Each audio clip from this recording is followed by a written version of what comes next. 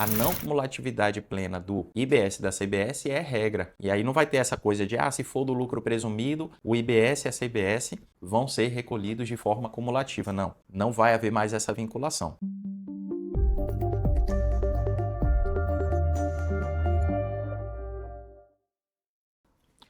Olá, seja bem-vindo a mais um Pode Tributar, esse podcast em que a gente traz as principais notícias, atualizações sobre a legislação tributária no Brasil em relação ao mês anterior, mas também separa um tema importante sobre a matéria para a gente poder discutir aqui nesse bate-papo bastante informal.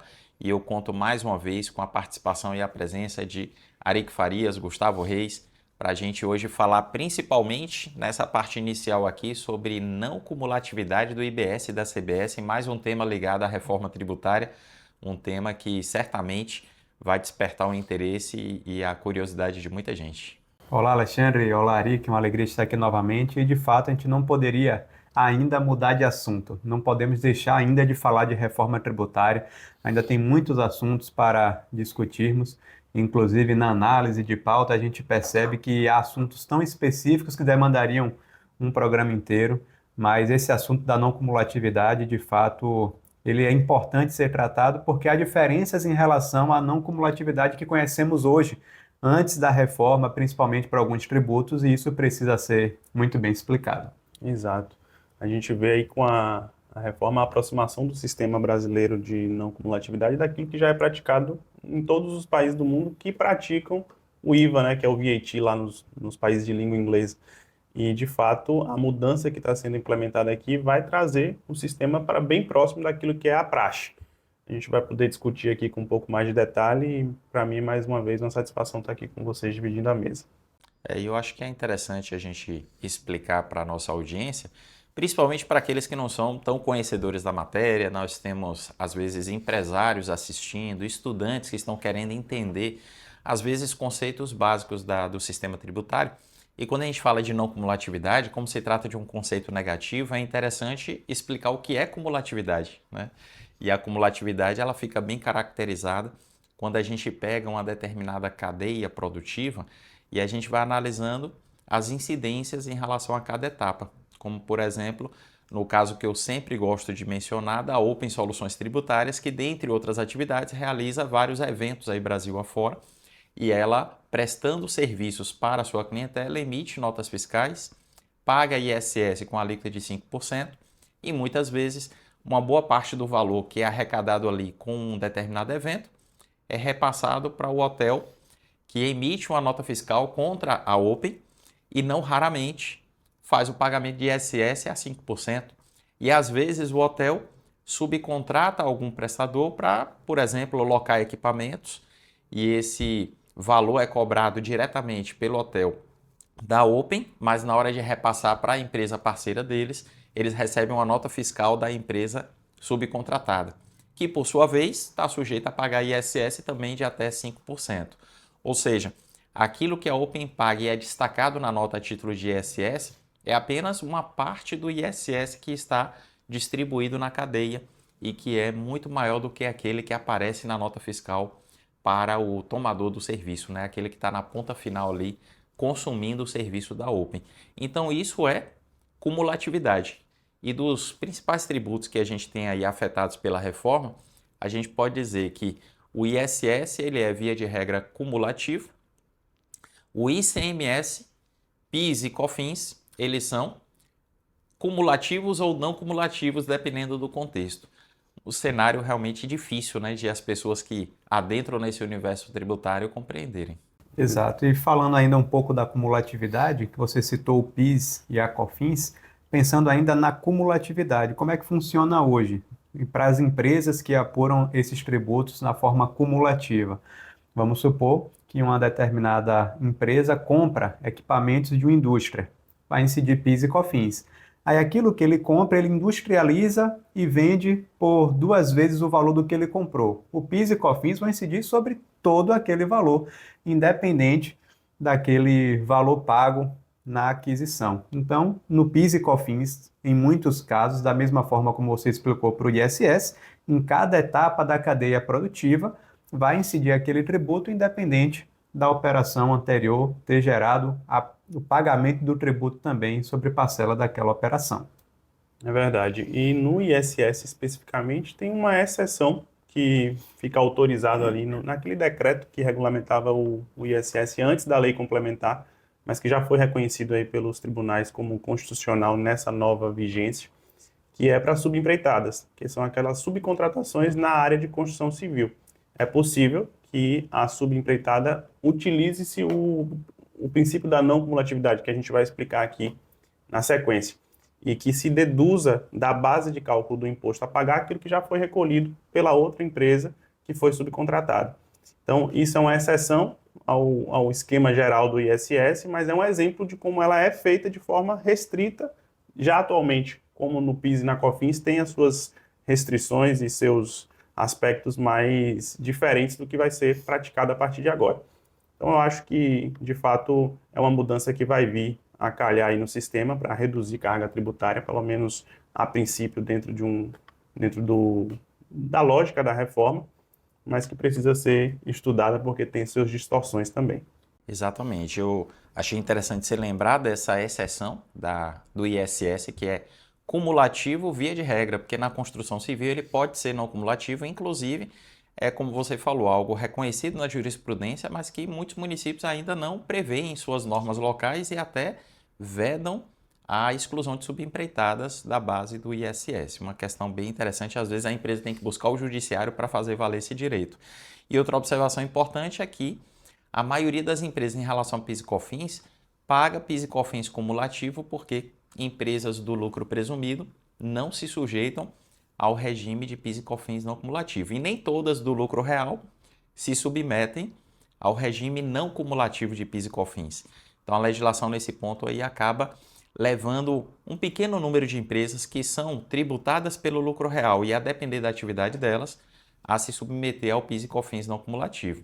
Já o ICMS, vamos dizer, para a maioria das empresas não optantes do Simples, a gente tem o regime não cumulativo como regra, embora tenha muita também hipótese de substituição tributária que acaba mudando um pouco esse quadro. De certa maneira, na substituição tributária, a não cumulatividade também está contemplada ali nos cálculos do chamado ICMS substituição tributária. Exato. E aqui eu acho que cabe a gente explicar um pouco para o nosso ouvinte o que é essa não cumulatividade, que a gente já começou falando um pouco do que é o sistema acumulativo, e Ari que aqui trouxe uma exceção ali em relação à subempreitada na construção civil para o ISS, mas o princípio básico da não cumulatividade é que eu só vou pagar o tributo na minha saída daquela diferença do que já foi pago na etapa anterior. Então, para exemplificar, se eu compro um produto por R$ 1.000 e revendo ele por 1.500, se R$ 1.000 já foi tributado na minha compra, na minha saída não vai incidir sobre 1.000 mais os 500 que eu agreguei. Vai incidir só sobre aquela diferença. Isso é a não cumulatividade. É você não acumular incidência em todas as cadeias da operação. É por isso que na construção civil para o ISS, a subempreitada seria uma exceção. Porque, em tese, como você falou, se a gente pega o exemplo de um treinamento, a Open é contratada para ministrar um treinamento e a gente subcontrata um terceiro professor para ministrar parte desse treinamento, a gente vai ter uma relação com a fonte pagadora que vai nos pagar o valor total e sobre esse valor total vai incidir o ISS sobre tudo. E ao pegar parte desse valor que já foi em sua totalidade tributado e repassar para esse professor subcontratado, ele não tem como abater a subempreitada da base de cálculo para fins do ISS. Então, a gente diz que vai acontecer uma tributação em cascata. Quando eu pegar o valor e pagar o professor, ainda que ele já tenha sido tributado, ele vai ser tributado novamente. Na construção civil, há uma margem para essa exceção. Para o ICMS, como você pontuou, via de regra, ele é não cumulativo, mas existem ali as suas peculiaridades que tornam essa não cumulatividade até difícil de ser apurada. Por exemplo, quando a gente fala da energia elétrica, é possível que haja não cumulatividade do ICMS, mas só, por exemplo, a energia elétrica utilizada na atividade industrial. Mas nem tudo da indústria é a produção, é a atividade industrial. Existe energia elétrica que é utilizada lá para o setor administrativo, por exemplo, e aí essa indústria tem que segregar o que é a energia utilizada no processo industrial, porque isso seria não cumulativo, mas a energia que ele utiliza para a parte administrativa é cumulativa. Então, tudo isso torna essa apuração um pouco mais complexa. Para o PIS e COFINS, também há uma confusão por conta da questão lá do insumo, não é? É. Em relação ao ICMS, é bom lembrar também que a legislação que trata do ICMS a nível nacional, a Lei Complementar 87, basicamente, é de 96. E ela restringiu o direito de as empresas usarem o ICMS sobre aquisição de material de uso e consumo. Então, a gente pega um supermercado que vende produtos de limpeza, quando ele adquire para revender, ele tem crédito de ICMS na entrada e ele paga ICMS na saída, abatendo esses créditos. Mas quando ele compra material de limpeza para usar na limpeza da loja, ele não pode se valer do crédito de ICMS em relação a isso. E isso foi previsto que passaria a valer, ou seja, as empresas passariam a ter esse direito alguns anos depois ali da edição da LC 87. Mas isso sempre que estava na iminência de entrar em vigor, o Congresso ia e adiava. E o último adiamento ocorreu agora na época da pandemia e eu lembro que eu fiz até um vídeo sobre isso, criticando a atitude dos governos, porque o Congresso Nacional, lógico que pressionado pelos estados, adiaram esse direito para 2033, ou seja, as empresas passariam a ter esse direito só daqui a alguns anos. Coincidiu que, com a reforma tributária, em 2033 já não vai existir mais ICMS. Então, essa promessa que constou da lei lá em 1996 não foi cumprida até hoje, 2025, e não vai ser cumprida até 2032. É um exemplo triste de como o nosso sistema tributário ele é perverso com o empresário. E aí a gente acaba tendo o quê? Uma não cumulatividade do ICMS, vamos dizer, fajuta, que não é uma não cumulatividade genuína, ampla. E no PIS e COFINS, também um outro mundo de discussões, porque nesse exemplo que eu acabei de falar da loja, o supermercado que compra o material de limpeza para fazer o asseio ali das suas instalações, também não tem direito a crédito de PIS e COFINS, porque para quem revende produtos não há direito de utilizar crédito de PIS e COFINS sobre esse tipo de aquisição. Então a gente está saindo de uma realidade onde a não cumulatividade que existe apenas em alguns casos, ela é uma não cumulatividade cheia de restrições para uma não cumulatividade que está se prometendo ser ampla, tanto para o IBS quanto para a CBS. Agora, quando a gente fala de não cumulatividade ampla, também tem que fazer as devidas ressalvas, né? Exato. Até porque se a gente parar para pensar nesse exemplo do PIS e COFINS que você falou, não cumulativo, vamos colocar assim que via de regra ele pode se aproveitar do crédito daquilo que é insumo para a sua prestação de serviço ou para aquele processo industrial. O que pode variar de empresa para empresa. Um determinado bem que para uma empresa é insumo para o que ela faz, pode não ser para outra. Então, tudo isso faz com que tenhamos diversas e diversas ações protocoladas perguntando: isso aqui é insumo, eu posso me aproveitar disso ou daquilo. A ideia é que isso acabe. Para o IBS e CBS, com essa não cumulatividade plena, essa ideia do que é insumo, pelo menos, ela vai ser deixada de lado. E agora, não importa mais se aquilo que você adquiriu gerou um tributo e aquilo era para a sua atividade fim ou para o seu processo produtivo, aquilo, em regra, tende a gerar crédito. Eu digo em regra porque a gente vai falar aqui de algumas exceções, mas a ideia é essa. A empresa de treinamento agora, que contratar, pagar a energia, que pagar qualquer outra coisa, em alguns casos, vai gerar crédito na prestação do serviço dela. Então, essa não cumulatividade plena tende a ser mais fácil de ser apurada do que a do PIS e COFINS não cumulativo no modelo que temos hoje. Até me lembrando aqui de alguns trabalhos de planejamento tributário que a gente fez para alguns clientes aqui da área privada, e existe pelo menos no sistema atual, antes de passar de fato para como é que vai funcionar agora, existe uma dificuldade até da nossa parte de analisando ali o que está ali na lista de insumos dos artigos lá da lei do PIS e da COFINS, ter certeza absoluta de que algo que está ali dentro do contexto da atividade empresarial específica é ou não insumo. Tem coisas que a gente olha assim e fala, não, isso aqui dá para ter segurança e, de fato, aplicar, utilizar o direito. Mas tem algumas coisas que você fica ali naquela linha bastante cinzenta, né? Se pode ser reinterpretado depois pela Receita, ou se a gente vai pedir um esclarecimento antes de passar, de fato, a utilizar o direito. E no sistema atual, isso sai de cena, mas entra uma série de regimes específicos, de regras que precisam ser levadas em consideração também, e que, de certa forma, também mitigam a plenitude dessa não cumulatividade plena. Não é verdade? E em relação a um exemplo aqui da Open, que a gente pode pegar como referência, como ela hoje é uma empresa do lucro presumido, ela com a instituição do IBS e da CBS, ela não vai ter opção de recolher esses tributos que não pelo regime não cumulativo. Então, uma coisa importante para quem ainda não sabe é esclarecer. A não cumulatividade plena do IBS e da CBS é regra. E aí não vai ter essa coisa de, se for do lucro presumido, o IBS e a CBS vão ser recolhidos de forma cumulativa. Não, não vai haver mais essa vinculação. Agora, uma coisa que é fato, você já sinalizou, Gustavo, é que essa não cumulatividade plena ela está sujeita a uma série de restrições e eu acho que a mais importante, porque vai impactar o maior número de CNPJs no Brasil, ela está relacionada ao regime do Simples Nacional, que curiosamente, com a reforma tributária, vai ter a possibilidade de optar pelo recolhimento do IBS e da CBS pelo chamado regime regular, ou seja, se valendo de créditos e débitos, mas vai poder optar por recolher o IBS e a CBS dentro da guia do Simples.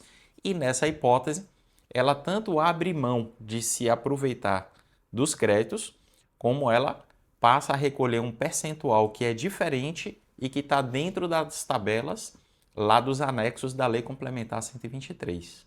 Exato. E aqui a gente precisa fazer essa distinção. Existe o lado de quem compra do optante do Simples e existe o optante do Simples enquanto prestador de serviço ou vendedor de mercadoria. Por quê? O optante do Simples, se ele opta por pagar menos IBS e CBS calculando por dentro do Simples, ele perde o direito de se aproveitar de créditos. Em compensação, ele vai ter uma alíquota muito menor. Então, ele vai ter que fazer a conta. Será que o volume que eu vou ter de crédito, se eu pagar por fora, justifica? Aí ele vai ter que avaliar. Mas existe uma consequência direta também para quem adquire dele. Por quê? O crédito que esse aqui vai ter, em que pese o optante possa abrir mão do seu direito de se creditar, quem compra do optante do Simples, não sendo um optante do Simples que paga por dentro, porque também abre a mão do direito de se creditar, ele vai se creditar do que efetivamente a empresa do Simples pagou. Então, se ela pagou por dentro, ele vai se creditar de um valor muito menor. Se esse optante do Simples paga por fora, ele tem o direito de se aproveitar do crédito e quem compra dele aproveita um crédito maior de IBS e CBS naquela operação. Então, eu trago esse exemplo para mostrar como vai haver uma complexidade que talvez justifique horas de conversa aqui para mostrar como essas relações vão funcionar em um momento pós-reforma. Será que o meu planejamento para saber se eu pago IBS por dentro ou por fora depende só de mim ou depende de quem compra de mim e isso vai influenciar na dinâmica de mercado?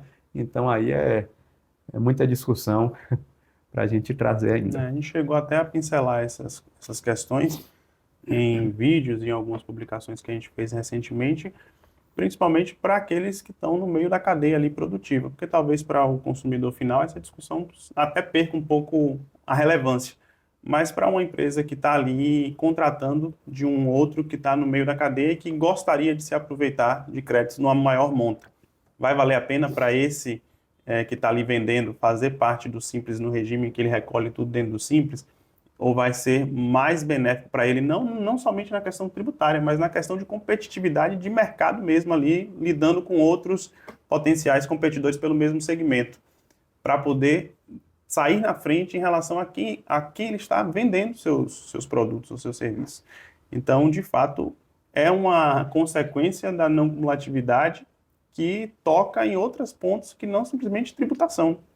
Exatamente. Inclusive, quem vai adquirir de um optante do Simples, que optou pelo recolhimento por dentro, vai ter que comparar o preço analisando essa questão tributária, né? Será que o percentual de IBS que o adquirente vai poder se creditar, da CBS também, vai ser mais vantajoso naquela opção em que o fornecedor recolhe por dentro do DAS? Porque quando ele recolher por dentro do DAS, o documento de arrecadação simplificado, quem adquirir vai ter direito ao crédito, via de regra, só que o crédito vai ser conforme a alíquota destacada pelo optante do Simples na nota fiscal dele, que tende a ser uma alíquota muito menor do que a chamada alíquota padrão. E aí quem é optante do Simples e recolhe por fora, através do regime regular, ou quem sequer é optante, que tem que recolher pelo regime regular, vai ter ali um valor destacado a título de tributo bem maior, mas que, para quem vai adquirir, precisa ser analisado como um crédito que ele pode aproveitar ou não de acordo com a realidade dele. Isso vai criar no mercado cenários muito diversos e vai exigir o quê? Que essas empresas sejam bem assessoradas e bem orientadas, considerando a realidade de cada uma delas. Quer ver uma coisa interessante? A gente tem atividades em que a alíquota na saída de IBS-CBS ela vai ser reduzida. Por exemplo, uma escola ela vai ter direito de recolher a alíquota equivalente a apenas 40% da alíquota cheia. Ela vai ter aquisições que ela vai poder se creditar de acordo com o que foi destacado naquelas aquisições. Será que nesse cenário dela é interessante ela optar pelo Simples, se ela assim puder, e ela abrir mão desses créditos e pagar um percentual menor? Ou nessa hipótese em que a alíquota é reduzida, para ela é melhor ela se aproveitar dos créditos, pagar a alíquota normal e talvez a alíquota efetiva dela depois desse confronto de débito e crédito fique menor do que aquela do Simples. Então vão ser muitos cenários que vão tornar esse sistema talvez mais justo do ponto de vista do que a gente tem hoje ou em comparação à realidade atual, mas que é um cenário que vai exigir um olhar muito cuidadoso de pessoas que entendem da matéria e que não façam análises por atacado, mas façam análises considerando as particularidades de cada empresa. Exato. E aqui a gente está falando que, via de regra, não cumulativo. Essa questão do optante do Simples. Mas você tocou em um ponto aí que você falou assim, ó, vai sair com alíquota menor. A gente não pode esquecer que existem situações de imunidade, de isenção, redução de alíquota zero. E a gente precisa entender como é que fica a não cumulatividade nesses casos. Tanto na visão, Ari, que de quem é a empresa que vai vender e de quem vai comprar dessas empresas, por exemplo, que gozam de alguma imunidade. E aqui, se vocês me permitem começar falando um pouco da imunidade, está previsto na Lei Complementar 214 de 2025 que a empresa que vende produtos sujeitos à imunidade, por exemplo, a venda de livro, obviamente, quem compra um produto com imunidade, ele não tem nenhum crédito a se aproveitar daquela operação. Mas será que ele teria crédito nas aquisições dele para produção? E me parece que a lei, salvo algumas poucas exceções, ela diz que não pode. Então, se eu vendo um produto via de regra imune, quando eu compro, eu não posso me aproveitar de crédito naquela minha aquisição, salvo em algumas poucas situações que inclusive entra a situação dos livros, jornais e periódicos, não é isso mesmo? Eu digo até que nesse cenário que a gente está vendo, o grande beneficiado com essa reforma tributária vai ser principalmente o exportador de produtos mais ainda, mas também de serviços, porque ele vai poder usufruir dos créditos dos insumos que ele vier adquirir e ele vai ter direito à imunidade do IBS e da CBS na saída. E nessa situação, como você falou, embora a regra seja ele não poder se valer dos créditos quando a saída é imune, para exportação e para operações com livros, jornais, periódicos, para serviços de comunicação, rádio de sinal aberto, TV de sinal aberto, etc., a gente vai ter a possibilidade de ele manter os créditos sem pagar o IBS e CBS daquilo que é exportado ou que é objeto dessas outras operações. Então, para esse perfil, principalmente o exportador, que cá para nós adquire insumos, produz algo e vende para o exterior, há uma tendência de eles serem superavitários em matéria de crédito tributário e talvez usar o excedente de IBS e CBS para pagar outros tributos. No caso, o CBS poderia ser compensado com o imposto de renda, CSLL, até INSS. Então, é um cenário que parece bastante favorável para quem tem esse perfil. Isso, de certa forma, privilegia o grande empresário. Fiquei pensando aqui numa situação da Embraer, por exemplo, que é uma empresa expoente aí na área de aviação no mundo todo e que basicamente a sua clientela é externa, porque não tem nem como ser interna em sua maioria, né? E setor de alimentos, que o Brasil é extremamente importante, né, no agropecuário, em soja e tudo mais, exporta para o mundo todo, mas não vai ser uma regra essa regra da imunidade que excetua para esse setor e o setor também aí da imunidade constitucional que foi trazida aqui para a lei complementar, ela visa de fato dar um privilégio para um setor que é essencial para o desenvolvimento do país e para a economia do país, enquanto que a grande maioria das empresas que estão ali no Simples ou em outros regimes, mas que não são grande empresariado, não são assistidas por esse direito. Então é até um caráter extrafiscal na regra, né? O objetivo não é somente tributar, mas também promover a atividade econômica desse motor da economia do Brasil. Agora, o engraçado é que as isenções têm um tratamento similar da imunidade, no sentido de que, se a minha saída ela é isenta, não mais imune, em regra, eu perco o meu direito de me creditar na minha entrada. Só que diferente da imunidade, que tem algumas exceções, para isenção parece não haver. Ou seja, todas as situações de isenção, quem adquire não tem crédito, porque é uma saída isenta, e quem adquire, ele, enquanto adquirente, para prestar o serviço, ele também fica vedado qualquer aproveitamento de crédito, né? Agora, interessante que na Lei Complementar 214 a gente só vê pouquíssimas hipóteses de isenção e talvez assim a mais importante, vinculada a uma atividade econômica propriamente dita, é a do transporte coletivo de passageiros urbano, né, que se estende ali também para a região metropolitana, que eles vão ter insumos, por exemplo, as empresas que fazem transporte com ônibus coletivo, né, em caráter urbano, adquirem pneus, adquirem combustível, adquirem outros serviços ali de manutenção, peças, etc. E isso pode ser hipótese de creditamento, dependendo da natureza da operação. Mas lá na saída, se a operação é isenta, o crédito da entrada tem que ser todo estornado. E aí uma empresa, por exemplo, que faz esse tipo de atividade de transporte coletivo, ela muito comumente também freta os ônibus para alguma demanda ali de clientes. Essa receita do fretamento já não está protegida pela isenção. Aí o crédito correspondente a essa parcela, ela vai poder manter e se aproveitar. E é em situações assim que a gente vai vendo que, apesar de toda a simplificação prometida com a não incidência, com a incidência não cumulativa do IBS de forma ampla, etc., a gente vê que ainda há situações peculiares que vão ser objeto de uma apuração muito trabalhosa, como é o caso dessas empresas de transporte urbano. Exato, e a gente ainda tem, além das imunidades, isenções, eu estava dando uma olhada, temos redução de alíquota em 80%, 70%, 60%, 50%, 40%, 30%, e tudo isso acaba impactando diretamente no aproveitamento do crédito. Então, se eu vendo um produto que tem uma redução de alíquota de 40%, quem vai pegar o crédito vai pegar o crédito de todo o valor destacado na nota, só que vai ser um valor menor porque aquilo já veio com a redução de alíquota na hora da nota. Então, essa não cumulatividade ela é preservada, só que na proporção daquilo que é devido na operação.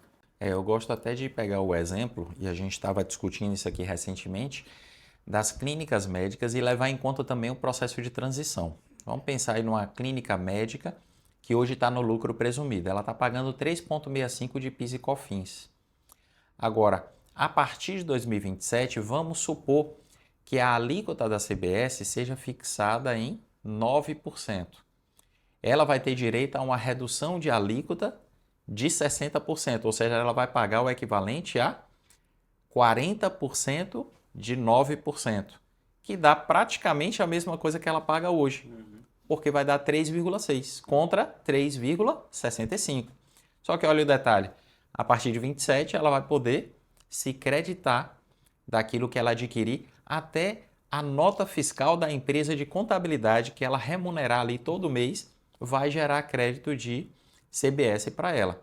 O problema dessa clínica vai ser a partir de 2029, quando o IBS deixar de ser aquele 0,1% da alíquota teste, que vai vigorar ali nos 3 primeiros anos, e começar a ser majorado até chegar à sua plenitude lá em 2033. Porque quando o IBS ele for ganhando ali a proporção dele, ele vai provavelmente gerar ali uma situação de desequilíbrio em relação a essa vantagem que a empresa, por exemplo, da área médica, vai ter no primeiro momento. E que, só para, antes de você puxar, é que depender do segmento médico que ela atue, se ela se utilizar de aquisições que estão cobertas por algum regime especial de redução ou de alíquota zero, isso pode gerar ainda uma distorção maior ainda, porque ela não vai poder se aproveitar dos créditos desses insumos, não no sentido atual do PIS e COFINS, mas insumo de qualquer forma para a atividade dele especificamente, né?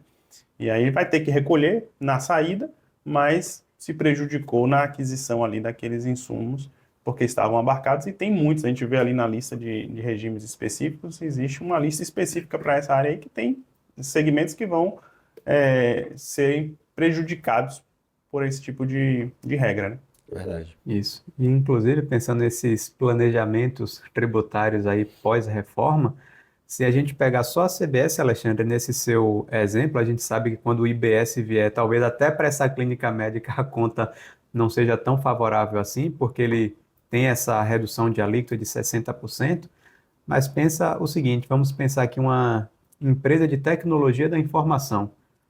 Pelo que eu lembro, na lei complementar ele não tem direito a nenhuma redução da alíquota. E hoje ele paga no lucro presumido, se ele estiver nesse regime, 3,65% de PIS e COFINS. Vai passar a pagar 9%, por exemplo, pensando só nesses dois tributos, a título de CBS.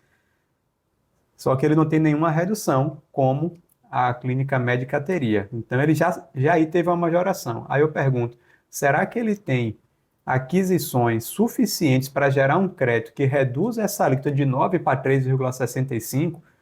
Provavelmente não. A empresa de tecnologia da informação paga o quê? Paga a internet, uma energia, mas que são valores que vai gerar um crédito ali para ele muito pequeno.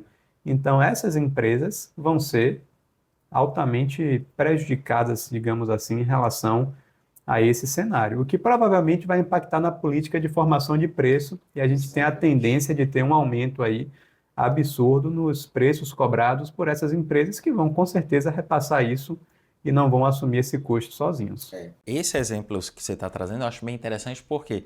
Porque algumas empresas de TI, elas têm o seu corpo de funcionários ali, todos no regime CLT, mas existe uma prática muito comum de essas empresas fazerem a pejotização.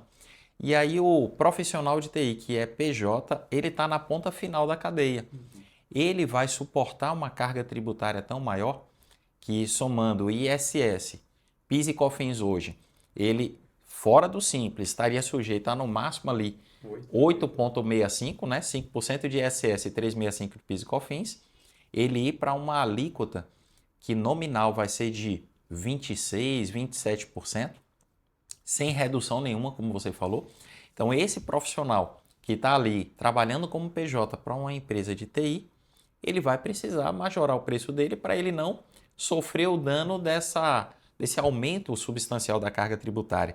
No que ele aumentar o preço, a empresa de TI vai acabar indiretamente tendo que absorver esse custo, e no que ela absorver o custo, ela vai repassar isso no preço, ou seja, aí a gente já está falando do efeito inflacionário da reforma tributária, que em alguns setores, principalmente de serviços, e em alguns serviços que não tiveram nenhum tipo de privilégio, isso deve vir com muita força. Agora, uma questão que a gente não pode esquecer é a seguinte, até já relembrando um pouco aqui do que a gente já falou. No Simples Nacional, se a empresa recolhe por dentro, ela perde o direito ao crédito. Imunidade, em regra, ela perde direito ao crédito nas aquisições, já que a saída vai ser imune, salvo aquelas exceções que comentamos. Isenção, Se a saída é isenta, ele perde direito a crédito na entrada. No entanto, quando a redução é a zero, ou seja, você tem uma redução de 100% ali da carga tributária, não há essa vedação. Então, a empresa que vende um produto da cesta básica, por exemplo, que a alíquota é zero na saída, ele continua resguardado no direito dele de aproveitar créditos na entrada, o que acaba diferenciando um pouco disso que acabamos de pontuar. E é uma diferenciação importante porque, a depender do cenário, vamos pegar até o exemplo da cesta básica, né? Está no anexo primeiro, ali tem uma lista de alimentos que terão redução de alíquota a zero e que é um instituto diferente da isenção e da imunidade, embora o efeito prático seja o mesmo, aparentemente. Mas o que vai acontecer? Aquele supermercado que compra, por exemplo, farinha de trigo e ele revende farinha de trigo, ele não vai ter crédito na entrada porque ele já comprou com alíquota zero e ele vai vender com alíquota zero. O detalhe é, quando aquele supermercado comprar farinha de trigo e utilizar para a fabricação do pão, o pão francês que vai ser vendido ali na padaria do supermercado, aquela saída vai ter alíquota zero. Agora, se aquela farinha for utilizada para outros tipos de alimentos não contemplados, por exemplo, aquela padaria faz ali um bolo, alguma coisa, uma torta e vende aquele produto ali, fruto da sua industrialização ali na padaria, ela vai ter que pagar o IBS e CBS sem que tenha tido o crédito na entrada em relação à farinha de trigo, um dos ingredientes. Agora, o pão francês que ela faz, que tem a alíquota zero, ela não vai ter o crédito na entrada da farinha de trigo, mas ela vai ter o crédito, por exemplo, do fermento biológico, porque o fermento ele é adquirido pelo supermercado não com a alíquota zero, não é item sujeito a esse tratamento. Então, a gente vai encontrar, às vezes, dentro do cenário de uma única empresa, várias situações diferentes dependendo da atividade que ela está desenvolvendo, se é de compra para revenda, se é de compra para a industrialização, para a produção própria, e tudo isso também está relacionado com aquilo que ela vai vender, mesmo ela produzindo, porque se ela vende o pão é de um jeito, se ela vende o bolo é de outro jeito. E esse tipo de análise é que vai tornar o processo de transição desafiador, porque em meio a tudo isso, a gente tem aquilo que eu já pontuei, a CBS começando em 27 com a alíquota já, digamos, definitiva.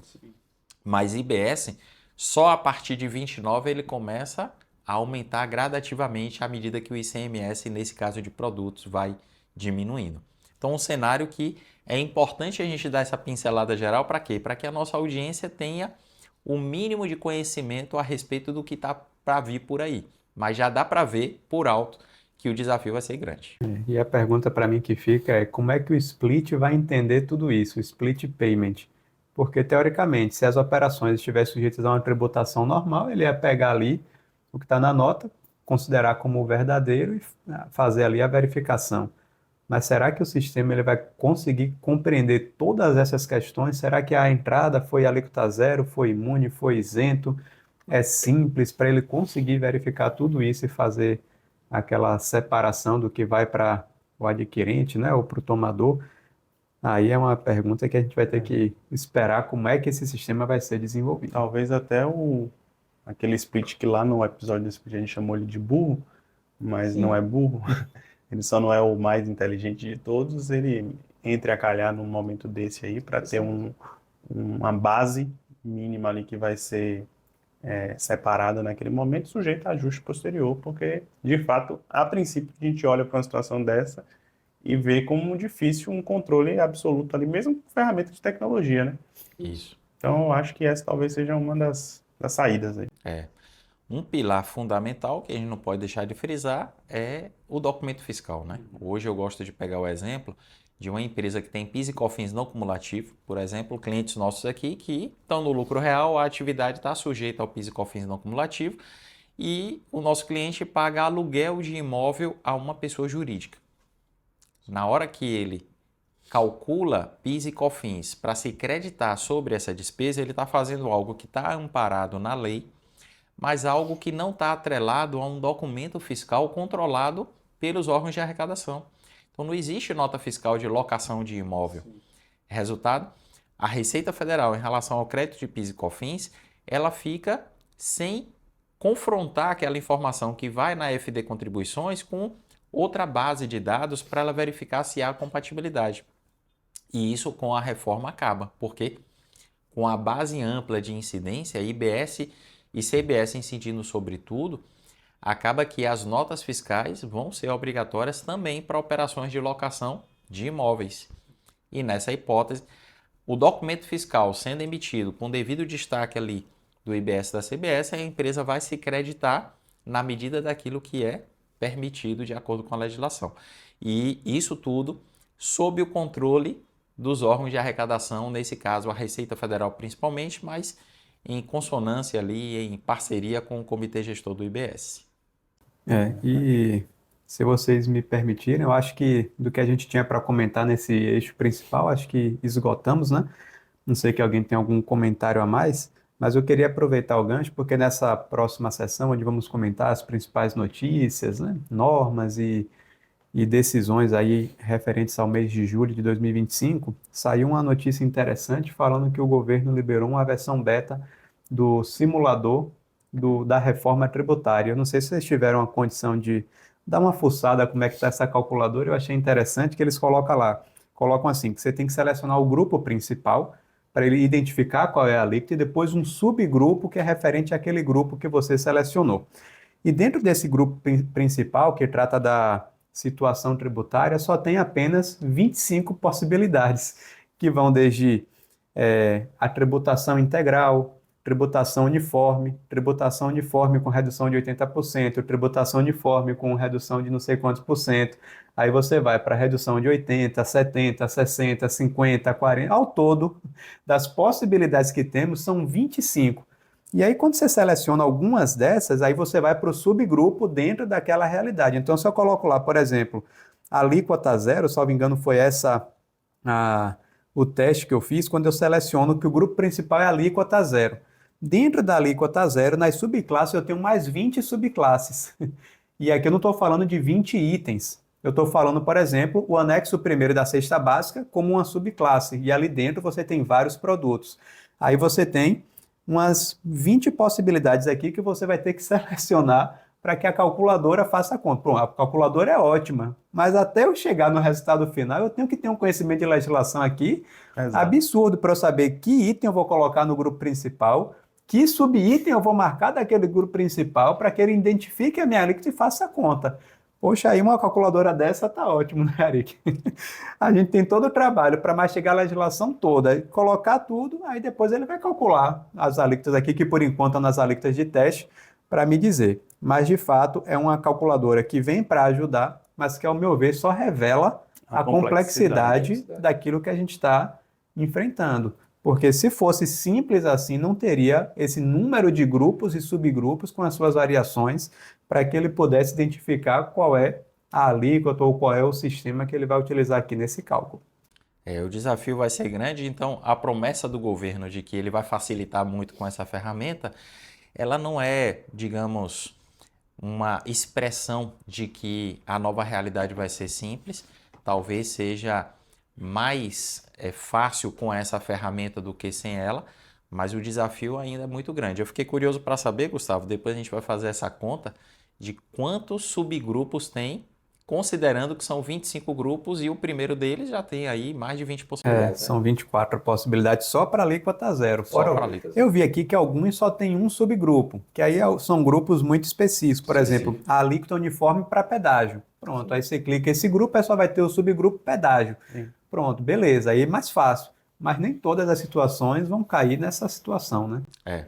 E aí, a par disso, tem as peculiaridades que a gente está falando aqui do perfil do contribuinte, né? Que se é uma empresa do regime regular, se é uma empresa do Simples Nacional que escolheu recolher por dentro, que escolheu recolher por fora, tudo isso vai impactar no cálculo dos tributos. E falando de Simples Nacional, a gente está falando de mais de 80% dos CNPJs no Brasil e a gente está falando de alíquotas que, sendo incluídas no DAS, por opção do contribuinte ali da empresa do Simples, sendo recolhidas junto com os demais tributos, essas alíquotas vão variar de acordo com a receita bruta acumulada dos 12 meses agora, não mais anteriores, mas antecedentes ao mês anterior ao da apuração.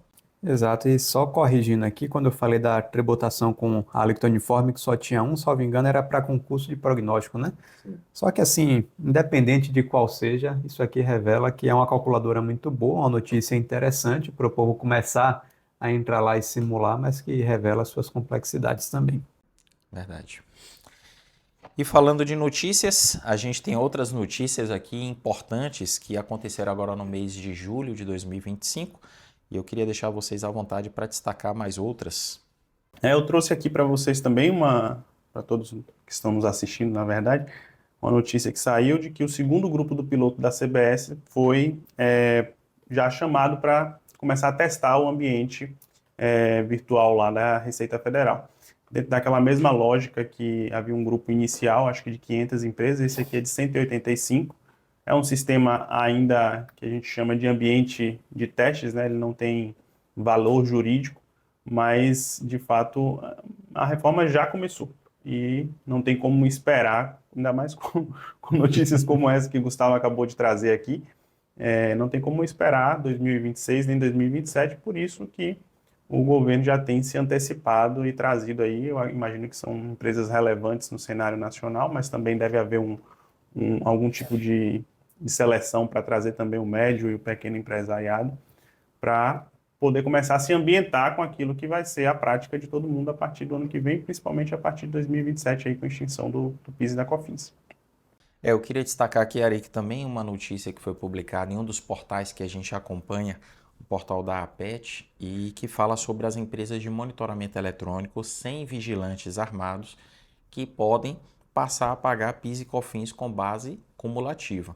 Em verdade, a gente tem aqui uma mudança que ocorreu no ano passado, mas que através de uma solução de consulta de uma divisão da Receita Federal, Superintendência Regional, salvo engano, da 4ª Região, a Receita reconheceu que empresas com esse tipo de perfil, que antes tinham que pagar o PIS e COFINS na forma não cumulativa, se fossem sujeitas ao lucro real, elas podem passar a pagar desde a publicação da lei em setembro do ano passado, podem passar a pagar sobre essas receitas o PIS e COFINS de forma cumulativa. O que para muitas dessas empresas acaba sendo interessante, na medida em que algumas delas, para fugir do PIS e COFINS não cumulativo, elas estavam no Simples Nacional, mas no Simples Nacional sujeitas a um teto de faturamento que às vezes elas excediam e ficavam ali, digamos, administrando o seu crescimento para poder ter uma carga tributária mais conforme.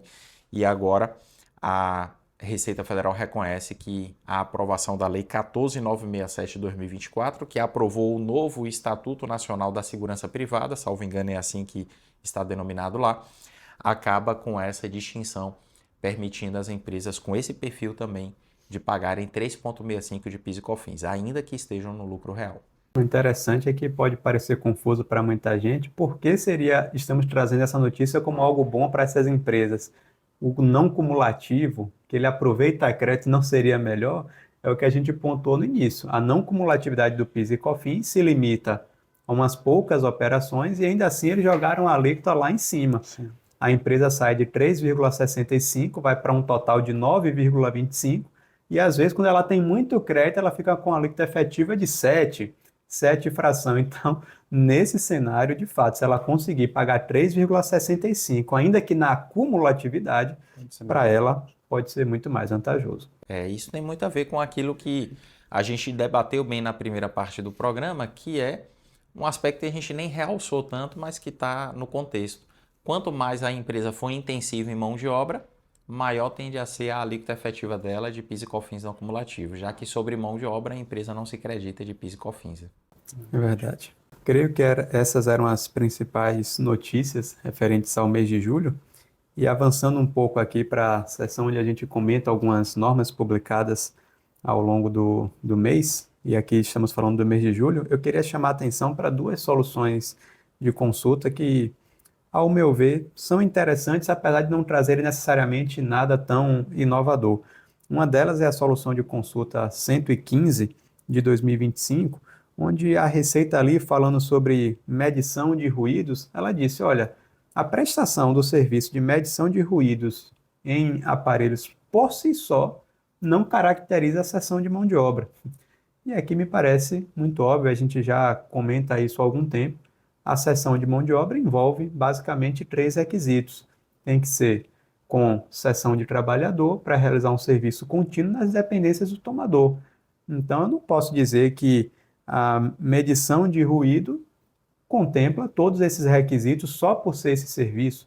Se não for um serviço contínuo, por algum motivo, for uma contratação isolada ali, mas não é uma necessidade permanente do tomador, ou se por algum motivo não aconteceu nas dependências do tomador, em local indicado por ele. Então, aqui foi só uma conclusão da Receita, mas que diz respeito ao conceito de cessão de mão de obra, que é muito importante. E uma outra solução de consulta aqui, bem interessante, é a número 111 de 2025, que fala do MEI. A gente sabe que o microempreendedor individual só pode executar as atividades listadas lá no anexo 11 da resolução número 140 de 2018, resolução CGSN. E há dúvida se esse MEI ele pode executar atividades não permitidas.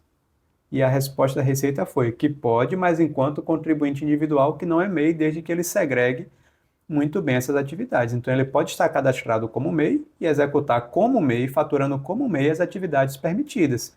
Se ele, enquanto contribuinte, quiser executar outras atividades não permitidas, não há problema, desde que o tratamento dele seja como pessoa física e não como microempreendedor individual. Ele não pode misturar esses faturamentos. Então, ele pode, desde que faça essa segregação das suas receitas. E eu não sei, só uma ressalva aqui, é que nessa solução de consulta, salvo engano, a Receita esclarece que o limite do faturamento vai levar em conta, inclusive, a atividade vedada, mesmo no caso da pessoa física, né? Mesmo no caso daquele que está segregado como pessoa física.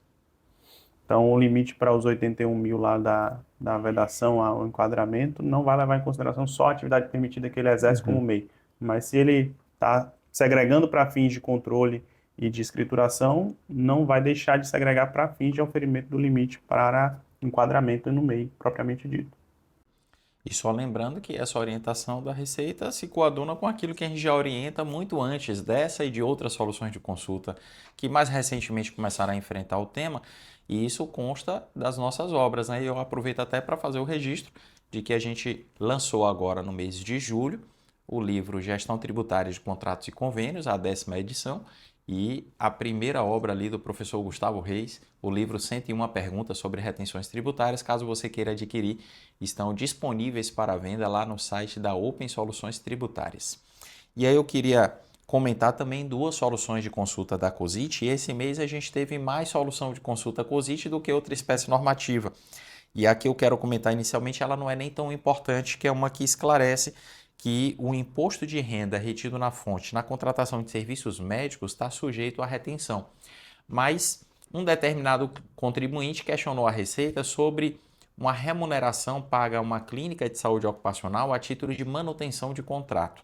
Pelo contexto ali, a gente entende que, independentemente da prestação do serviço médico, aquela clínica ela recebe a remuneração por manter aquele contrato. E isso faz com que, na visão da Receita, aquilo já não se sujeite à incidência da retenção na fonte.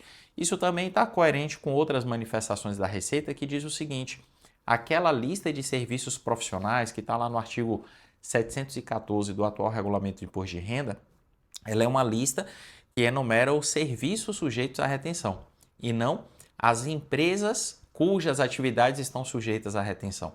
Então, uma empresa de contabilidade que, porventura, explore uma atividade de escritório virtual, por exemplo, essa empresa de contabilidade está sujeita à retenção do IR sobre os serviços contábeis, mas sobre os serviços de escritório virtual, ela não se submete à retenção do IR. Raciocínio semelhante se aplicou também a esse caso. Agora, a outra que eu quero comentar, essa é de grande importância e há poucos dias nós discutimos aqui o impacto interessante que ela vai ter, né, Gustavo? Porque a solução de consulta COSIT número 120, de 24 de julho, ela fala sobre a tributação do licenciamento de programas de computador e a mudança da jurisprudência, que há uns anos atrás nós noticiamos aqui que foi objeto de alteração de tratamento por força de uma decisão do STF. E o que aconteceu foi que em 2021 o STF proferiu um julgado dizendo, olha, não é para tratar mais licenciamento de programa, dos chamados programas de prateleira, como venda mercantil, assim como a jurisprudência antiga do STF considerava. É para tratar isso como prestação de serviços. A Receita Federal tinha várias soluções da COSIT com um posicionamento pautado no entendimento anterior do STF. Em 2023, já praticamente 2 anos depois, né, Gustavo, a Receita Federal vai e alinha o entendimento da COSIT ao entendimento da nova jurisprudência. E aí surge a dúvida, e nesse intervalo, o que as empresas que fizeram licenciamento de software deveriam considerar? Para efeito dos tributos federais, deveriam considerar o quê? Como serviço ou como venda mercantil? Foi nesse ponto que a solução tratou, não foi? Foi, e o que me chamou a atenção nesse contexto histórico do que você está falando é o seguinte: para a Receita é muito mais interessante tratar como serviço do que como compra e venda. Se você para pensar no lucro presumido, o imposto de renda na venda é de 8% a presunção de lucro. Para serviço é 32%. No Simples Nacional, o anexo de serviço é um percentual maior do que o anexo de venda. A minha pergunta é por que a Receita demorou tanto para solidificar um entendimento que para ela era mais vantajoso.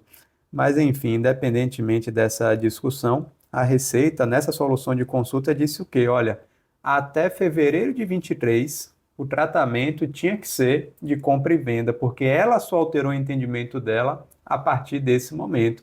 Então, isso abriu uma margem para que as empresas que obedeceram à decisão do STF em 2021 e já passaram a pagar com uma carga maior como serviço, poderiam, então, retificar o seu tratamento até fevereiro de 23, considerando essa margem de abertura que a Receita Federal do Brasil deu.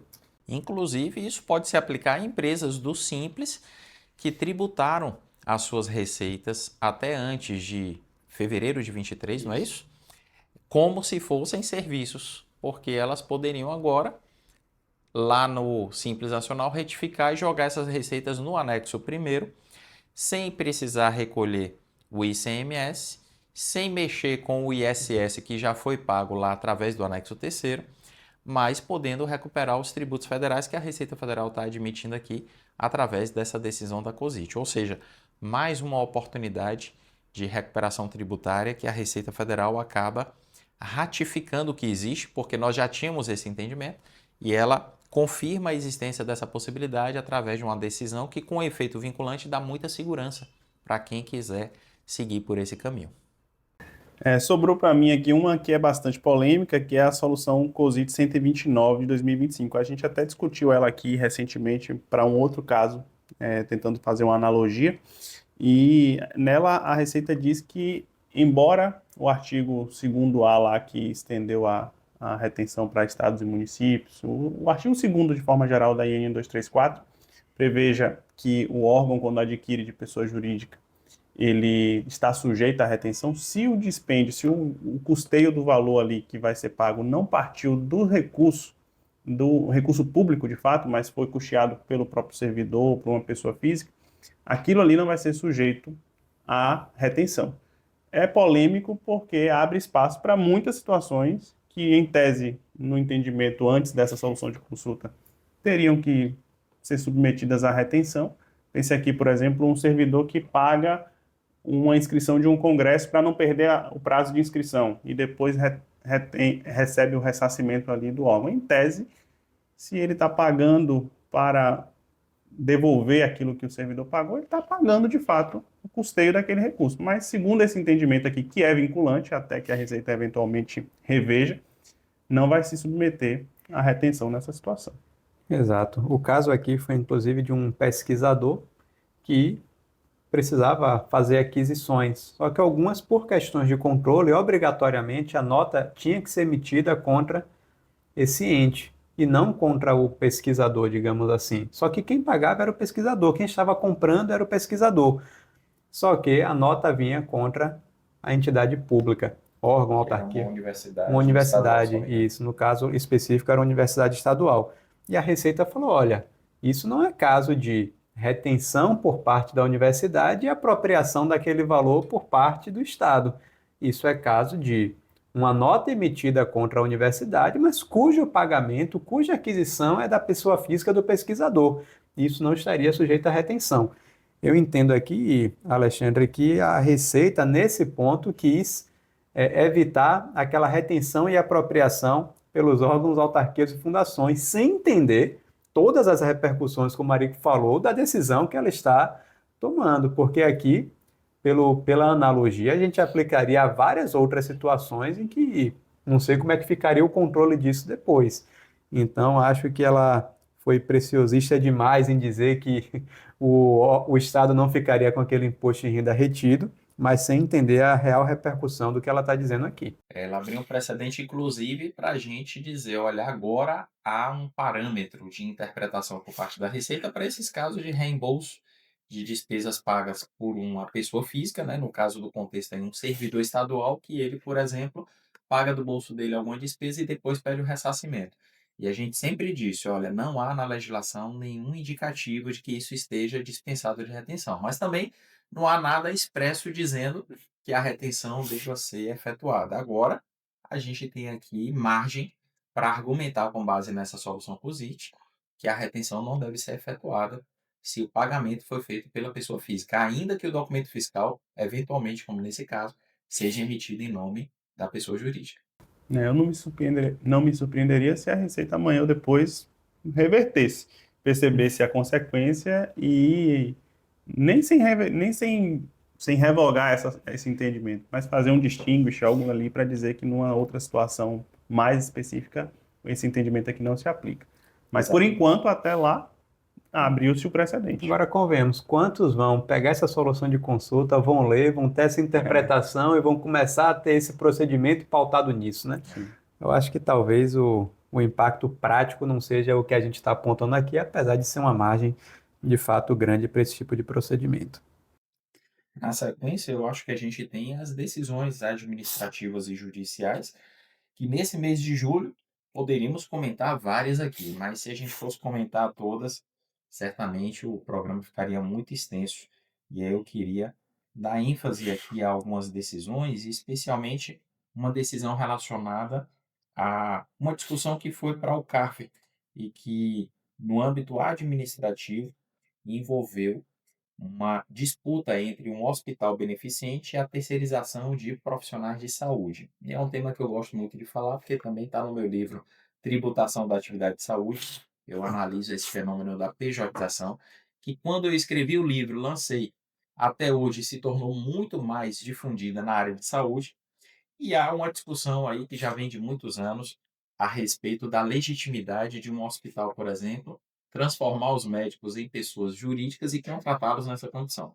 E muitas vezes isso pode até ser imposto, mas no mais das vezes é de interesse do próprio profissional de saúde que é contratado, que acaba suportando uma carga tributária menor, quanto maior for a remuneração dele, do que se ele for receber como pessoa física e se submeter àquela tabela progressiva com a alíquota de até 27,5%. E o CAF disse que é legítimo a entidade beneficente ali que gere o hospital recolher ou pagar aos profissionais dessa forma, se livrando do recolhimento das contribuições previdenciárias. Eu posso dizer que é nesse ponto aí que o governo tem a perda maior que justificou a Receita Federal autuar e cobrar esses valores. Porque, do ponto de vista da arrecadação, o governo continua arrecadando e arrecada imposto de renda, CSLL, PIS e COFINS. No mais das vezes, a soma desses não se compara com aquilo que o profissional iria pagar como imposto de renda pessoa física. Mas o grande prejuízo mesmo do governo nessas transações chamadas de pejotização está na perda de arrecadação das contribuições para o INSS. Mas o CAF não acolheu o direito de a Fazenda cobrar esses valores, desconfigurando ali aquele negócio jurídico. E é uma decisão que reforça aquilo que a gente vem falando desde o lançamento da nossa obra sobre o tema, que é absolutamente legítimo as partes contratarem o serviço nessas condições. Lógico que, se de fato houver uma distorção ali na relação jurídica e começar a haver características de uma relação de emprego, é legítimo ao profissional reclamar perante a Justiça do Trabalho e provar que isso aconteceu. Mas na área de saúde não é sempre que acontece. Quantos e quantos hospitais aí pagam a médicos, pessoas jurídicas, por procedimento? E aí ele ganha, às vezes, valores de acordo com o número de cirurgias que ele realiza. E às vezes Verdade. ele gasta apenas um turno por semana, às vezes vai 2 vezes no mês fazer cirurgia naquele local. É muito difícil, nesse caso, caracterizar um vínculo empregatício e por isso o CARF também reforça a legitimidade de as partes contratarem a operação dessa maneira. E eu trouxe aqui uma decisão do STF, que na verdade ela reitera o precedente que já tinha sido veiculado no tema 796 de repercussão geral. Existe uma imunidade constitucional para a integralização de imóveis no capital social de empresas. Isso é inclusive utilizado bastante no serviço de holding familiar, quando você vai integralizar bens imóveis ali do seu cliente na pessoa jurídica que foi criada dentro do planejamento sucessório e patrimonial legítimo. E aí esse tema 796, ele veicula que aquilo que é a diferença entre o valor de mercado e o valor integralizado, ele está sujeito ao ITBI, não está abarcado, ITBI ou ITIV, a depender do estado onde você esteja, não está abarcado pela imunidade. E aí, nesse novo precedente, o Supremo Tribunal Federal reiterou e afastou tentativas de utilizar a imunidade para a diferença não somente de mercado, mas entre aquilo que está sendo integralizado, como está lá no ato de integralização do capital social, e aquilo que de fato é utilizado como reserva de capital, por exemplo. Então, se você vai integralizar um imóvel no capital social da empresa, da pessoa jurídica, aquilo que vai ser abarcado pela imunidade é somente o exato valor da alteração do contrato social para o capital social. Qualquer excedente está sujeito ao ITBI. E aí a Confederação Nacional dos Municípios prontamente, inclusive, publicou uma nota alertando os municípios desse entendimento, porque isso tem o condão aí de a possibilidade de incrementar substancialmente os cofres municipais, que é o imposto municipal nesse caso. Então, algo para se atentar aí, tanto da nossa parte aqui quando assessoramos clientes da área pública, quanto também da área privada para aqueles que trabalham nesse segmento. Verdade. Tem uma outra decisão aqui do STF que é interessante, que diz que empresas podem se beneficiar de decisões em mandado de segurança coletivo, mesmo com a adesão após o ajuizamento da ação. E parece que a discussão foi dentro daquela tese do século, da exclusão do ICMS da base de cálculo do PIS e da COFINS. E só para exemplificar um pouco aqui o contexto, né, e o benefício dessa decisão, quando transitou em julgado, ficou limitado, Alexandre, que o benefício só poderia ser de março de 2017 para frente. Só que quem ajuizou a ação tem direito a recuperar 5 anos antes do ajuizamento da ação, sem ter que respeitar esse limite temporal imposto pelo STF. Só que quem não ingressou com essa ação tem que respeitar o prazo. Aí teve algum, por exemplo, mandado de segurança coletivo, que conseguiu o direito e vai conseguir aproveitar muito mais do que outros. Se eu não entrei nessa ação coletiva antes do seu ajuizamento, teoricamente eu não teria o direito de me beneficiar daquela decisão. Mas que com esse precedente aqui do STF, ainda que minha adesão seja posterior ao ajuizamento da ação, ainda assim eu poderia me beneficiar daquela decisão. Isso tem a ver com um tema que já foi objeto de análise em repercussão geral, que a gente comentou aqui na época do nosso antigo podcast, o GTcast, que é o tema 1119. Só que isso não foi aceito, vamos dizer, de bom grado por todas as fazendas públicas, por isso o STF volta a se manifestar para reafirmar aquilo que ele já tinha decidido, e é muito interessante porque é mais um exemplo de como há inúmeras oportunidades de recuperação tributária para É, empresas no Brasil. E a gente aqui na Open Soluções Tributárias não para de receber clientes com as mais diversas atividades e perfis para os quais a gente identifica oportunidades assim. Empresas, como você bem falou, que de repente já recuperaram aquilo que foi definido na modulação, mas não atentaram para a possibilidade de se tornarem associadas de uma entidade que tem uma ação coletiva talvez ajuizada em 2015 e que, por conta da adesão a essa associação, ela pode usar da decisão do mandado de segurança coletiva e recuperar valores desde 5 anos antes, ou seja, de 2010. E aí, de 2010 até março de 2017, de repente, ela pode ali recuperar alguns milhares ou milhões de reais a mais. Então, é muito interessante a gente ver o STF confirmando os efeitos e a aplicação daquilo que no tema 1119 já havia sido decidido.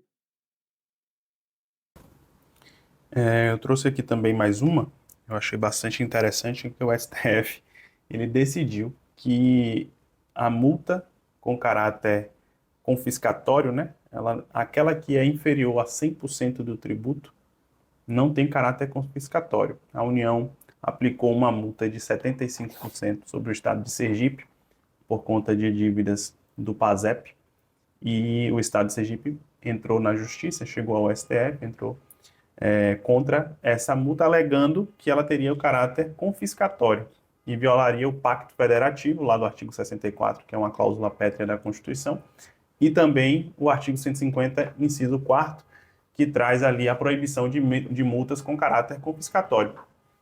E aí o Supremo julgou dizendo que não tem caráter confiscatório, desde que não chegue a 100%. Ou seja, você está ali pagando quase o dobro, né? 75% é um valor extremamente alto. E isso, numa análise ali, é ente público com ente público. Imagine qual é o entendimento numa análise ente público com ente privado, né? Então, imagino que o Estado estava ali já com os cofres públicos já puxados, né? E tentou reverter a multa e não conseguiu, e isso acaba tendo, não é o precedente na área privada, mas as repercussões são bastante tenebrosas e o mesmo tipo de lógica vai ser aplicado também em outros casos semelhantes, né? É verdade.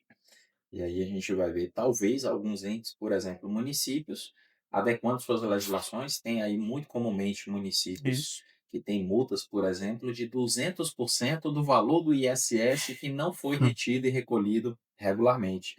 E aí talvez esses municípios vão passar a prever na legislação o quê?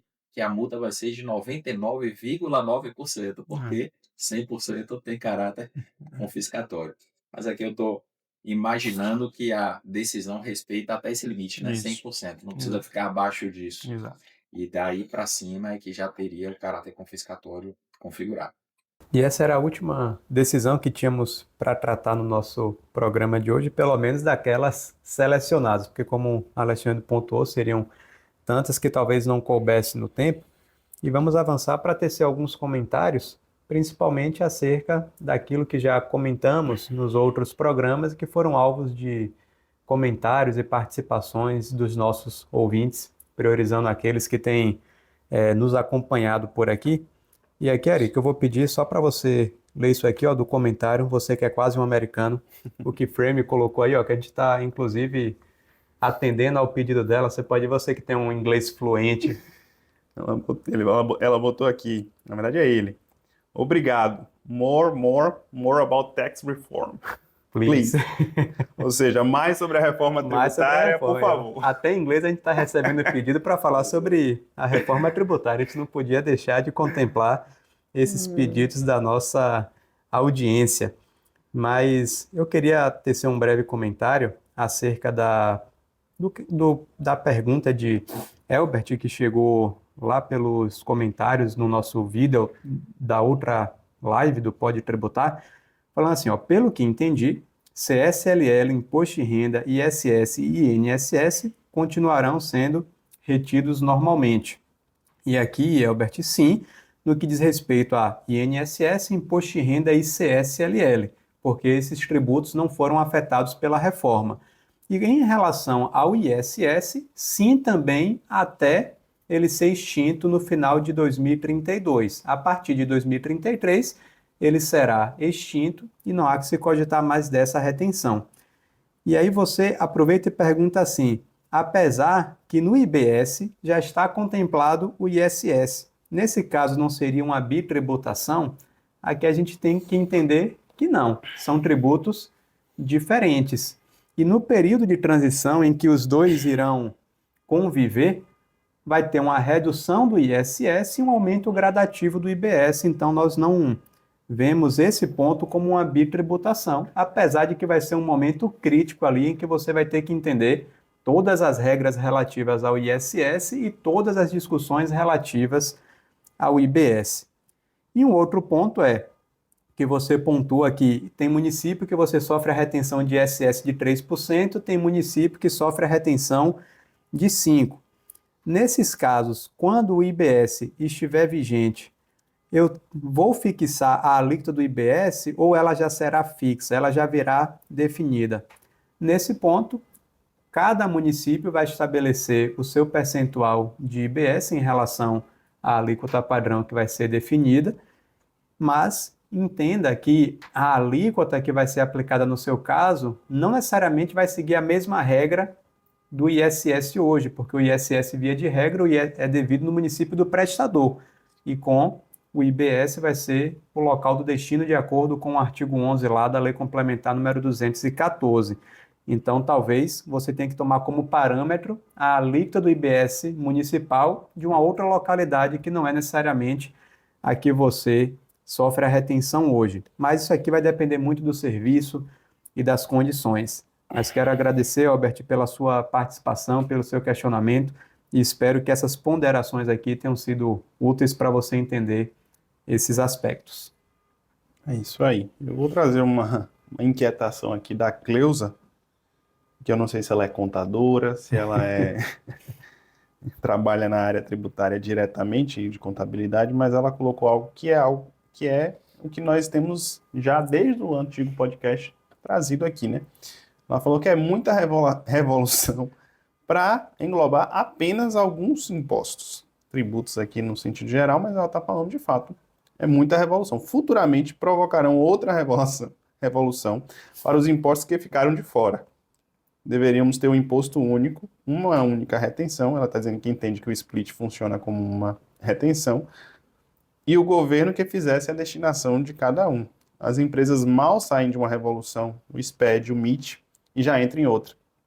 Temos que destinar tempo para estudar, entender e trabalhar cada ano de forma diferente. De fato, são já alguns anos em que a gente tem percebido que há alterações muito dramáticas na forma de controle, de destinação, de escrituração de receitas e despesas, de declarações que exigem adaptação, que não há tempo hábil para adaptar tudo, com que permanece da mesma forma. E agora vem a reforma, que não abarcou todos os tributos, e ela está dizendo aqui que acha que daqui a pouco vão fazer outra. E não é sem razão, porque a gente já ouviu a reforma do imposto de renda aí sendo discutida, e outras alterações no sistema tributário que estão aí no forno, não sabemos se vai sair, mas se sair vão ser, de fato, impactantes para o setor que provavelmente ela deve trabalhar, assim como nós aqui. Então, a gente compartilha da inquietação, também vemos como uma oportunidade ali de negócio, né? Sim. Para quem se especializa nessa área, de fato é difícil acompanhar sempre as mudanças, mas é o outro lado da moeda. Como muita coisa tem mudado, existem oportunidades também a serem desbravadas aí no mercado. Eu vi aqui uma dúvida do Liconar92, é assim que ele se identifica como usuário lá no YouTube, e ele colocou uma dúvida interessante sobre a solução de consulta número 81 de 2025, que a gente comentou aqui tempos atrás, e a dúvida dele é: uma empresa do Simples, cuja atividade é tributada pelo anexo terceiro ou anexo quinto, não pelo anexo quarto, se contratar empresas não, microempreendedores individuais que prestam serviços de hidráulica, eletricidade, pintura, alvenaria, etc., aquelas que ensejam a incidência da contribuição patronal, se elas teriam que recolher a chamada CPP sobre essas remunerações. E a nossa resposta aqui, Lincoln, é com certeza não. Não, desde que as atividades sejam exclusivamente sujeitas ao anexo terceiro ou ao anexo quinto. Se acontecer de uma empresa do Simples, ela exercer a atividade sujeita ao anexo quarto, que são as obras de construção civil, aí ela fica sujeita a recolher a CPP, mas de maneira proporcional de acordo com o faturamento, a não ser que ela faça atividades do anexo quarto e esses profissionais que são MEIs, por exemplo, da área de hidráulica, eletricidade, eles atuem apenas nessas obras tributadas pelo anexo quarto. Aí você vai fazer o recolhimento integral. Esse critério está definido lá na IN 2110, quando fala que os optantes do Simples, eles têm que fazer essa segregação, essa vinculação dos trabalhadores àquelas receitas sujeitas ao anexo quarto ou sujeitas ao anexo terceiro ou quinto. E quando não houver essa possibilidade de fazer a vinculação direta, é que você faz o rateio proporcional pelo quantitativo do faturamento. Como na sua pergunta você não fala de receitas sujeitas ao anexo quarto, então a redução na alíquota da CPP aqui é de 100%. Toda a CPP é, como você falou, recolhida dentro do DAS. Temos mais alguma dúvida que a gente separou para responder hoje? Olha, dúvida não, mas tem um comentário rápido que eu queria fazer de alguém que postou aqui, que se identifica como FG50 Reis. Falou assim, É poderia seu fazer... parente, Gustavo? Vai ver, eu não sei, né? Sua família está assistindo o podcast. Mas falou assim, poderia fazer um podcast sobre o mercado de trabalho pós-reforma? Acredito que é um assunto que também está na cabeça de todos. São milhares de profissionais e eu imagino que no mínimo uns 60% ficarão fora do mercado. O comentário que eu queria fazer é que em algum momento a gente pode comentar sobre esse tema, mas são aspectos que a gente ainda não tem como cravar ou dizer ainda nesse momento. A gente sabe que muitas coisas vão acontecer em termos de precificação, a questão dos incentivos. Eu fico pensando assim, muitas empresas vão lá, a gente já comentou isso em outro programa, vão lá para o norte para se beneficiar de um benefício de ICMS, que ela não vai ter mais. Será que ela vai continuar lá naquele município distante de onde é o escoamento do produto dessa indústria, por exemplo? Se essa indústria sai de lá e várias saem de lá, provavelmente isso vai gerar um impacto no ambiente de trabalho, talvez com desemprego. A gente não sabe ainda, mas é possível que aconteça.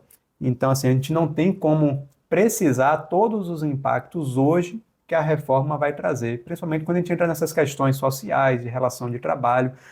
A gente comentou aqui do optante do Simples, né? Como é que o optante do Simples vai se comportar nesse mercado? Então, há uma série de Prestador discussões de TI aí. de TI. Então, assim, são muitos aspectos sociais relacionados a vínculo de trabalho, não, como é que fica, que a gente ainda não tem como dizer, olha, vai ser bom, vai ser ruim, vai piorar, 60% vai ficar fora do mercado. São ainda muitas especulações que a gente tem apresentado nos nossos programas, sempre que a gente trata de um tema que a gente acha que influencia, a gente comenta, mas que não tem como a gente talvez fechar um programa só para falar sobre isso em um momento especulativo que a gente ainda não tem tantas certezas. Mas não sei o que é que vocês acham, mas de fato é um comentário que deve estar na cabeça de muita gente mesmo. Eu penso que a reforma tributária vai abrir muitas oportunidades para os profissionais que estiverem posicionados. E como a gente costuma dizer, pelo menos é uma frase que eu repito com frequência, sorte é quando o preparo encontra a oportunidade. E eu aprendi essa frase há muitos anos e eu sempre lembro dela. Quem estiver preparado para aproveitar essa onda de demanda que vai ser gigantesca durante a reforma tributária, a depender do contexto, pode até formar a reserva para se aposentar. Mas alguns profissionais que não estiverem atentos, eles vão ser naturalmente expurgados do mercado, porque as empresas vão demandar soluções. E quem não tiver bala na agulha não vai conseguir entregar soluções e vai ser alijado do mercado. E até mesmo, além das consequências da reforma diretamente, a gente já está vivendo num momento aí de uma possível revolução na tecnologia mesmo. A gente está vendo a inteligência artificial aí que está sendo discutida aqui no meio da reforma porque vai ser uma ferramenta essencial. Não estamos nem falando aqui de chat GPT, de Gemini, essas ferramentas aí necessariamente, mas do que está por trás de tudo isso, que pode deslocar muita gente do mercado de trabalho por si só, não somente por uma questão de reforma, de lei, de legislação, mas de avanço de tecnologia mesmo. E a preparação para esse momento que o Brasil, como o mundo todo, vai viver, ela é importantíssima, independentemente de mudanças na legislação. Então, de fato, tratar disso de uma forma específica é muita especulação, porque é um cenário de mudança em todos os lados, não é somente na legislação tributária. É verdade. E assim, pessoal, nós chegamos ao fim de mais um programa e eu quero agradecer a você pela sua audiência, dizer a você que se você tem acompanhado aqui esses nossos programas, não deixa de colocar aí os seus comentários, inclusive sobre sugestões de temas que a gente pode tratar. Não deixe de colocar também as suas dúvidas, que a gente sempre separa um tempinho aqui no final para responder. E não deixe também de acompanhar outros conteúdos do Foco Tributário nas redes sociais, não só aqui no YouTube, como também lá no Instagram. Lembrando que o Foco Tributário nasceu com esse objetivo e essa vocação, difundir conhecimento que agrega valor para a sua carreira. E isso de forma gratuita. Inclusive, eu quero fechar esse programa aqui anunciando para vocês um grande projeto que a gente está lançando através do Foco Tributário, que é patrocinado pela Open Soluções Tributárias e que é o projeto da comunidade Foco na Reforma. E você, em breve, vai conseguir ver em todas as nossas publicações links para você entrar nessa comunidade onde você vai encontrar gratuitamente aulas focadas em tratar da reforma tributária, mas muito mais do que as videoaulas que a gente vai publicar lá gratuitamente, a gente vai trazer também um ambiente onde você pode interagir com outras pessoas, onde você pode trazer as suas dúvidas e contribuir também para esclarecer as dúvidas de outros participantes dessa comunidade. E tudo isso 100% gratuito. Ou seja, cumprindo a nossa missão, difundindo conhecimento que agrega valor, a gente continua aqui investindo nesse objetivo, entendendo que essa é a nossa vocação. Agradeço mais uma vez, então, pela sua audiência, agradeço a Arique e Gustavo, e até o próximo programa. Um abraço e até a próxima. Até a próxima.